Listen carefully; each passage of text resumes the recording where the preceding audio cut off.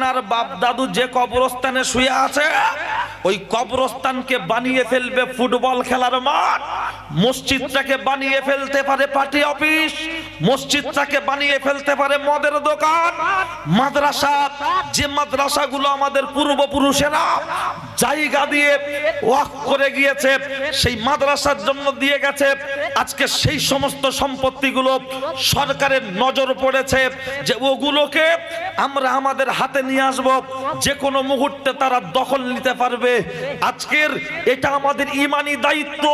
কে ডেকেছে, কারা ডেকেছে ওটা পরের কথা, আমাদের মুসলিম পার্সোনাল ল বোর্ডের তরফ থেকে ডাকা হয়েছে। হাতে না ধরে দুটো পায়ে ধরে বলছি, যে ডাকুক আমাদের ইমানি দায়িত্ব চেতনা হিসাবে আগামী মঙ্গলবার নিজ নিজ দায়িত্ব নিয়ে প্রত্যেকটা গ্রাম মহল্লা পাড়া থেকে একটা করে গাড়ির ব্যবস্থা করুন, গাড়ি ভাড়া করে শহীদ মিনার যাওয়ার টার্গেট নিয়ে বেরিয়ে পড়ুন। সকাল 8টার মধ্যে যে কোনো জায়গায় কাছাকাছি গাড়ি পার্কিং করবেন, হাজার হাজার লোক দেখবেন, লাখ লাখ লোক। ইনশাআল্লাহ আমরা বাবরি মসজিদকে ধ্বংস করেছে, ওরা টেস্ট খেলে দেখেছে, কিন্তু মনে রাখুন 200 বছরের ব্রিটিশ তার ক্ষমতা কম ছিল না, তাকে ভারতবর্ষের জনগণ জুতো পেটা করে দেশ ছাড়া করে 7 সমুদ্র 13 নদী যেমন পার করেছে, এ তো 14 সালে সরকার ক্ষমতা এসেছে, সেও যখন প্ল্যান করতে চাইছে, ইনশাআল্লাহ আমরাও আমাদের ইমানি জায়গা দাঁড়িয়ে আমরা ওই সমস্ত সম্পত্তির জন্য, মসজিদ মাদ্রাসা কবরস্থানের জন্য আমরাও সময় দিয়ে তার এগেনস্টে আমরা আইনি ভাবে লড়াই করতে রাজি আছি না নাই? আছি তো? মঙ্গলবার যাবেন ইনশাআল্লাহ?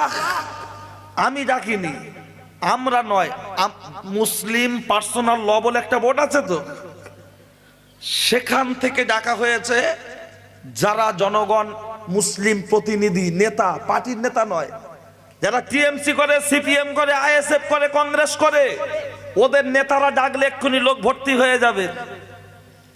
কিন্তু আরে আগে তো টিএমসি নয়, আগে সিপিএম নয়, আগে কংগ্রেস নয়, আগে আইএসএফ নয়, আমি মুসলমান কিনা? তা যে কবরস্থানে আমার বাপ দাদারা শুয়ে আছে তাদের বুকের উপরে ফুটবল খেলা হবে, এটা কি আমরা কেউ মানতে পারি? যে মসজিদে আমরা 50, 60, 70, 100, 200, 500 বছর ধরে নামাজ পড়ছি, সেই মসজিদ তারা যদি দখল নিতে চায়, আমাদের আগে থেকে চিন্তা ভাবনা করার দরকার আছে না নাই? তাই আমি হাতে না ধরে দুটো পায়ে ধরে বলছি, আগামী মঙ্গলবার অবশ্যই সকলে কলকাতার শহীদ মিনারের উদ্দেশ্যে নিজেদের খাবার নিজেরা পকেটে নিয়ে নেবেন, হাতে নিয়ে নেবেন পানীয়ের খাবার নিয়ে, গাড়ি ভাড়া করুন একটা এখান মহল্লা থেকে, নিয়ে বেরিয়ে যাবেন। প্রত্যেকটা মসজিদ থেকে একটা দুটো, বড় মহল্লা হলে দুটো, ছোট মহল্লা একটা, কেউ বাড়ি থাকবেন না। এটা আমি একজন আপনাদের গোলাম হিসাবে অনুরোধ করলাম। বাকি আমার কথা যদি কারো দেয় ব্যথা, নাড়বেন না মাথা। এই ভিডিওটা যারা দেখবেন সকলকে অনুরোধ করব আপনারা শেয়ার করে দেবেন।